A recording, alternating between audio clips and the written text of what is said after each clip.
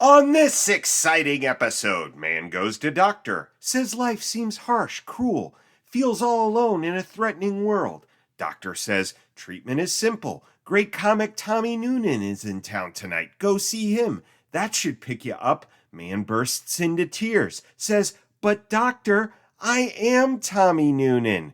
Groan. It's at least as funny as Noonan's joke in this episode about a Murphy bed. It's Perry Mason, Season 5, Episode 5, The Case of the Crying Comedian.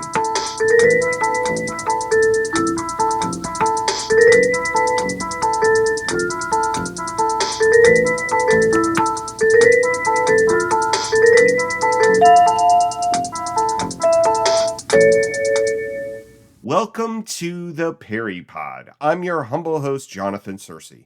My purpose? Pretty simple. Provide an audio companion to every episode of television's greatest legal drama, Perry Mason. Each episode, we give you a summary of the plot. We even compare plots with the Earl Stanley Gardner novel, if the episode was an adaptation. We give you a little trivia, reveal the episode's theme, and revel in a Perry proverb. That's a pearl of wisdom from the man himself. Before heading to the water cooler, where just like Perry, Della, and Paul, we can discuss the ins and outs of our fave legal cruise adventures. But first, say it with me, to the law library! In this trip to the law library, we consider a spousal dispute, de rigueur for Perryland, and a sanitarium commitment, something not so ubiquitous. Comedian Charlie Hatch wants his one-time flame Anne Gilrain to get out of her abusive marriage, but she's just escaped from a sanitarium. Maybe she could get a divorce, Charlie muses to Perry, but Perry brings up a big issue.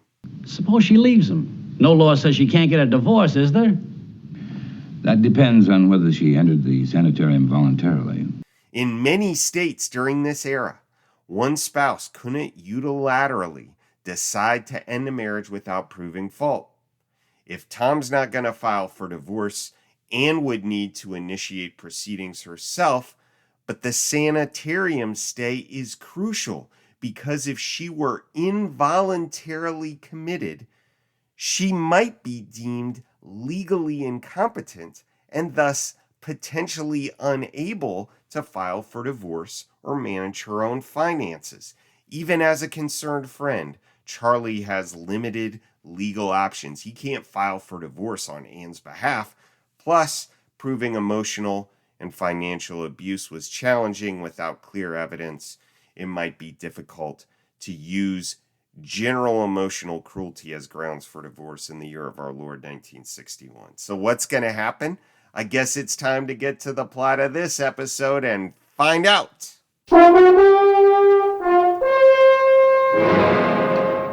The Case of the Crying Comedian. Glenhaven, private, gated, reserved for the sick. Well, Anne Gilrain's sick of it, so she's busting out. Sayonara, sanitarium. And back at her apartment, she's greeted by the obsequious doorman. I guess your husband didn't know you were coming, Mrs. Gilrain. Oh, but I'm sure he won't be late getting home. He so seldom is. If there's anything I can... Well, it's simply marvelous having you back. Inside the apartment, she's tempted by a carafe of liquor, but decides to call the Credenza Club instead. Cue the dancing girls and corny Charlie Hatch routine. Take Los Angeles, please. Good evening. Club Cadenza. Is Mr. Grimes there? Mr. Gunner Grimes? Un moment, s'il vous plaît. I will see. And now, ladies and gentlemen, making his first Los Angeles appearance, the Club Cadenza proudly presents Mr. Charlie Hatch.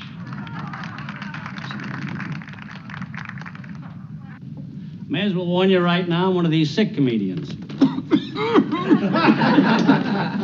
Rheumatism. Apparently, old Hatch is so bad that it drives Anne to drink. Or maybe she didn't know she was going to get a 1945 vaudeville act in 1961. In any case, her husband Tom walks in, and he's a super creep. Back to the sanitarium, witches, he says. Just what kind of a sanitarium are you operating out there? You know what I mean. I just came home and found my wife. Cut to the backstage digs of Charlie Hatch, and we have a Jackie Coogan alert, ladies and gentlemen. Uncle Fester's name is Gunner Grimes in this one, if you can believe that, and he's apparently something like Charlie Hatch's manager. And the Three's Company lady in their midst, Rowena, who bemoans the pinching types. Then Tom Gilrain shows up, and the budget wisecracks begin. Punch him, Charlie! Why was Ann in a sanitarium? That's none of your business. What have you done to her? Tell me, Gilrain, or I'll break every bone in your what body. are you trying to do? I'll Stop beat it. his head in. Remember what I said, Hatch. Stay away from my wife. Turns out old Gunner Grimes has been running game behind Charlie's back. You know, stealing letters, visiting sanitariums, accepting phone calls. Hatch lays it on the line with Gunner. You've been with me a long time, Gunner. But if you've messed anything up, if I can't find Ann, you're out, understand? Out for good. Meanwhile, Rowena makes cute with Stacey Harris, and she shares her personal statement regarding men. The next guy is going to have assets, and he's going to let me count them, or there'll be no deal. Won't he have to have any charm, brains, or muscle?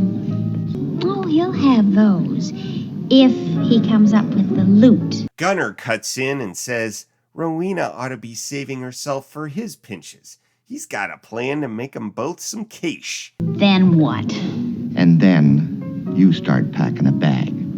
We're going away. You and me. And more than $50,000. Charlie goes and consults Perry, but Perry can't do much. There is no quickest way, Mr. Hatch.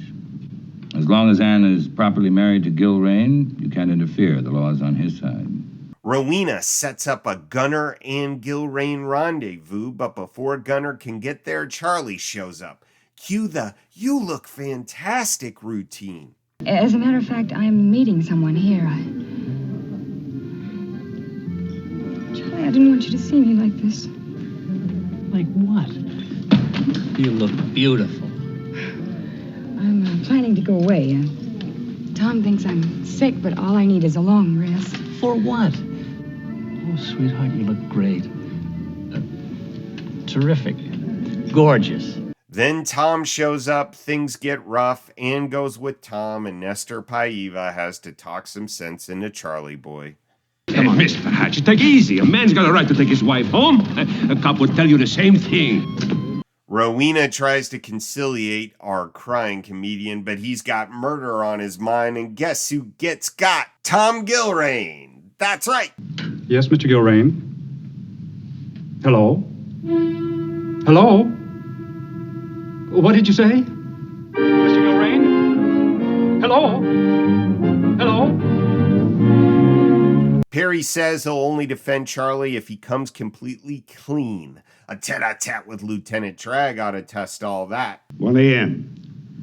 That's about the time Gilrain was shot. Well, Perry, that's all the questions we're going to ask your client. Fine. Until I can get a stenographer in to take down a formal statement. Now, just a moment. I'd like to confer with my client alone. But I reserve the right to change the rules, Counselor. Paul's doing some digging, and he's got a pile of dirt on our boy Tommy G. Robbery, a restaurant, and a mystery accomplice. 2 weeks after Gilrain quit his job here, the club was robbed. Gilrain? Who knows? 2 men. Neither was ever identified. As for Stacey Harris, he's playing Ed Brigham in this caper, a private eye disguised as a mild-mannered insurance man, hot on the trail of that stolen loot. Oh, I've dug up plenty of evidence against Gilrain, but I've never come up with any of the money, and it should have been easy. They got stacks of new bills, all the serial numbers were on record. Could have been taken out of the country. No, I don't think so. While they were waiting for it to cool off, Gilrain married a very rich girl. The way I see it, the stolen money probably became just a big problem to him after that. In the trial, a couple of details come up. Who was the second gunman who helped Gilrain get the cash? That line of questioning gets kiboshed by the judge.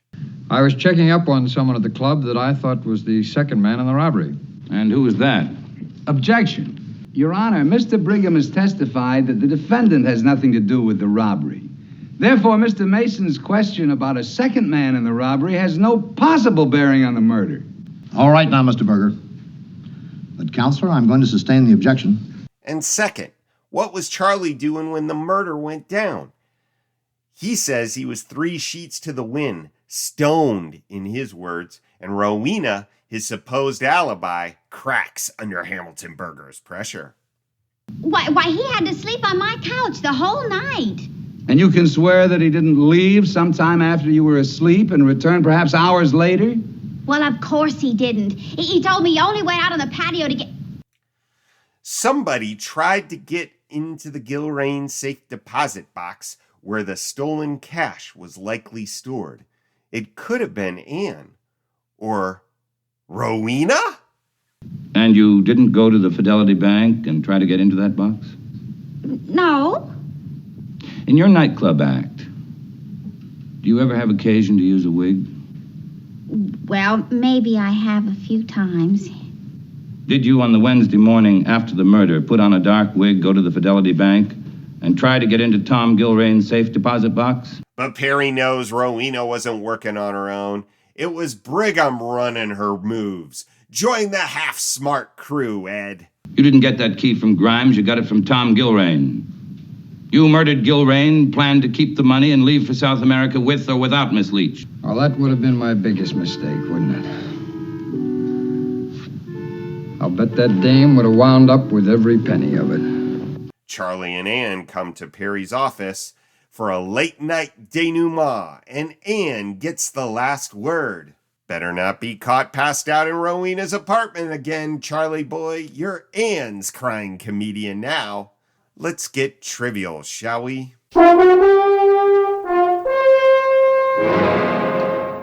Each episode in our trivia section, I give you 3 takeaways. A Paul is a subject worth investigating more. Adela is a deep dive on an actor or actress who guest starred in the episode. Finally, a Perry is something we learn about our intrepid hero. Our Paul for this episode concerns the local comedian made good. Do you know Charlie Hatch? Oh, sure. Charlie got the start right here. He's made it big since those days. Who was Charlie Hatch supposed to be exactly?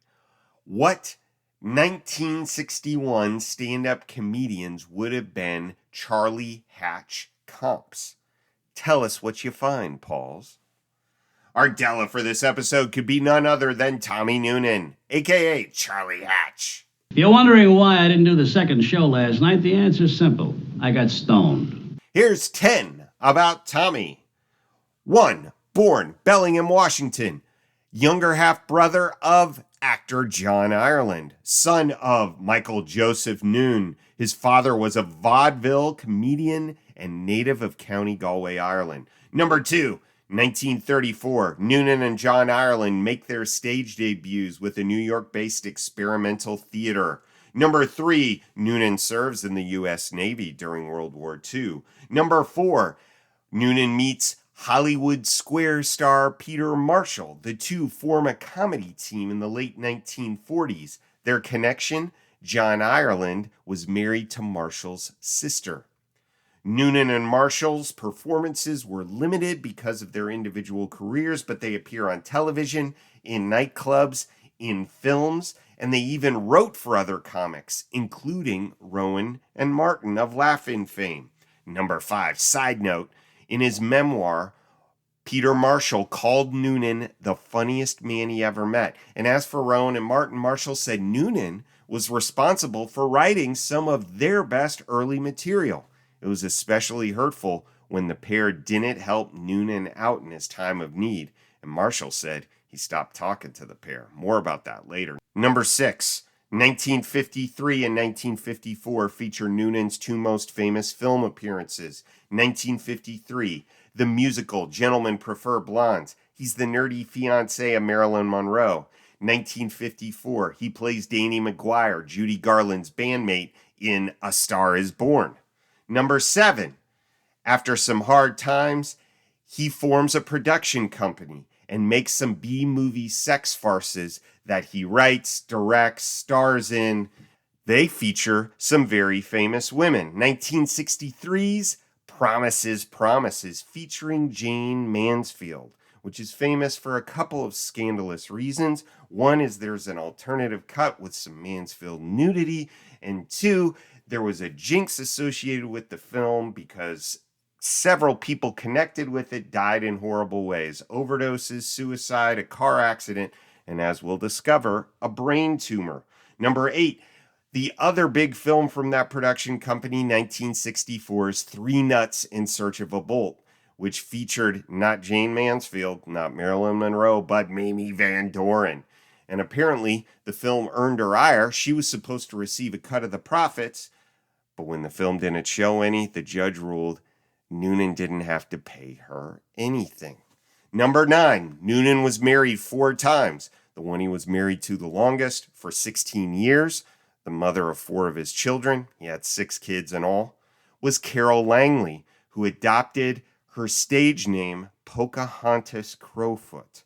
And number 10, I mentioned Noonan's time of need. 1967, discovers he has a brain tumor, has an operation. 8 months later, 1968, April, he dies just a few days before his 47th birthday. Our Perry for this episode involves one of Perry's best qualities. Tell us more about it, Charlie Hatch. But thank you, Mr. Mason. Thanks for listening. You know, Raymond Burr always had the most lines in any episode, but I'd say it's true. Perry is a good listener. It's probably most important that Perry can make his clients feel like they've been heard. The theme for this episode is comedy.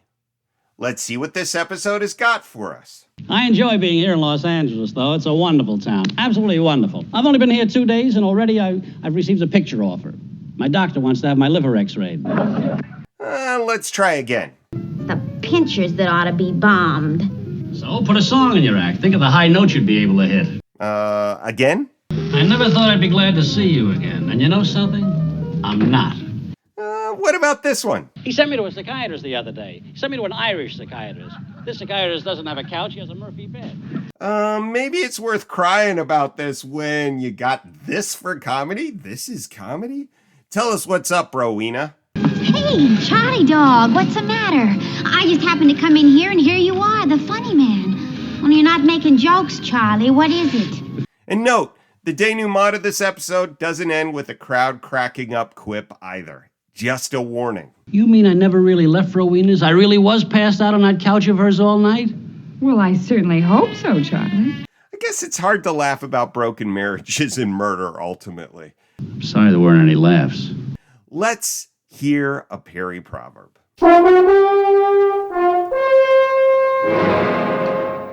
When you've got a client you're iffy about, you gotta get real.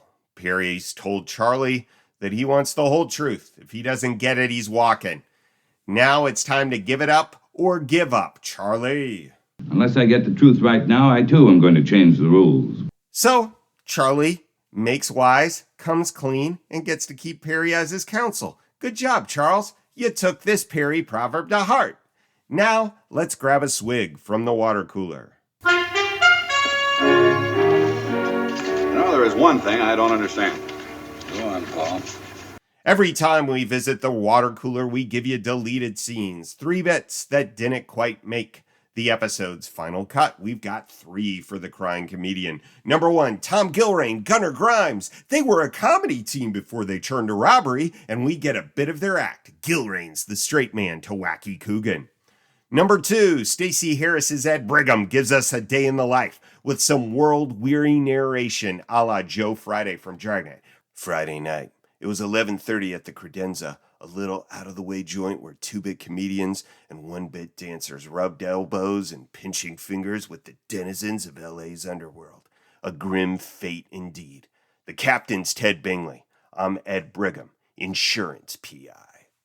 Number 3, Perry is Tommy Noonan's best man when he and Ann get hitched. Let's have a wedding in every Perry Season 5 episode. Our Paul from The Case of the Missing Melody involved the income of jazz band leaders. My dad, John, was on the job. Quote, Several band leaders, particularly in the big band era, made $100,000 or more annually from a combination of playdates and record contracts. However, reaching this level of income was far more common among the most successful band leaders, many of whom were also popular recording artists, radio personalities, and performers in films. Examples include Benny Goodman, Count Basie, Duke Ellington, Glenn Miller. While I doubt Eddie King was in their league, he could have had earnings approaching that, making Perry's assertion plausible. The average home price in the San Fernando Valley in 1960 was roughly $20,000 to $25,000, depending on the specific neighborhood. And a nice home with a pool would typically be priced higher, but in a well-located home in the San Fernando Valley, $30,000 to $50,000. So, with an annual income approaching $100,000, Eddie King would have had no trouble buying such a home. Close quote. Thanks, John Drake. Our Paul prompt from the case of the malicious mariner involved the textile mill that Charlie Griffin wanted shipped from Japan. A textile mill worth $1.5 million, and you dump it overboard like ballast? We asked, what would Charlie do with it if he got it? And was $1.5 million a good price? My dad, the unofficial Perry Pod business consultant, wrote in with this response. Quote, a textile mill in California in the 1960s could generate substantial profits by producing large quantities of textiles at efficient costs, maintaining strong relationships with apparel manufacturers and retailers, and adapting to consumer demands for trendy or durable fabrics. Mills that kept pace with technological advancements, diversified their product lines, and took advantage of California's access to raw materials, distribution networks, and export opportunities could be quite profitable. Regarding the $1.5 million investment in capital goods, a reasonable net return on the equipment is 10% or $150,000 a year, assuming a modest 15% net profit margin. Annual sales of $1 million would be required, but this seems eminently reasonable. Close quote. Good to know. Thanks, Daddy-O. Now, let's hear a listener letter. John from Indianapolis wrote in with this note after listening to the case of the malicious mariner. Quote, I must say today's pod resulted in an awkward moment. I was walking my dog. I took you up on saying law library with you. I then noticed one of my neighbors on the porch, and she gave me a look of concern. Oh, well. One note from this show. I find it interesting how they approach travel. Perry sends Paul to Japan for a quick investigation. Today, that flight is 11 hours long. Was probably even longer back then, but it appeared to be a quick flight and back. Poor Paul had to be fighting jet lag.